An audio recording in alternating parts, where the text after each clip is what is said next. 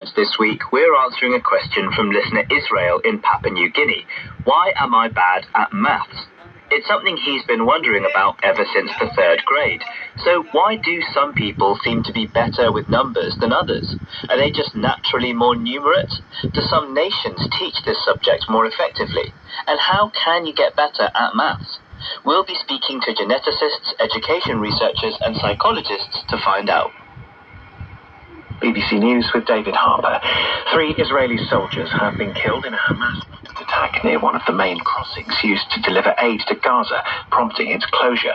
Palestinian officials say subsequent Israeli airstrikes have killed at least 16 people in Rafah in southern Gaza. The President of the European Commission, Ursula von der Leyen, says she'll raise the need for fair competition when she meets the Chinese leader Xi Jinping alongside President Macron in Paris today.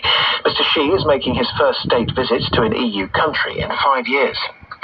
Initial results from the presidential election in Panama suggest the former foreign minister, José Raúl Mulino, is on course for victory.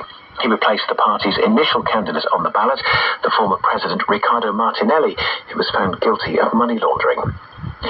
Rescue efforts are continuing in the Brazilian state of Rio Grande do Sul, where floods and landslides have left almost 80 people dead. President Lula, who visited the state on Sunday, has blamed the disaster on climate change. Soldiers on the front line in Ukraine have told the BBC the army needs to rethink its conscription process. Failure to mobilise and train enough recruits means some people have been fighting without a break for more than 2 years. The Australian airline Qantas has agreed to pay a $66 million fine for misleading consumers by advertising seats on thousands of flights that had been cancelled. The head of the Australian Competition and Consumer Commission said the airline's conduct had been egregious and unacceptable. Tributes are being paid to the Argentine football coach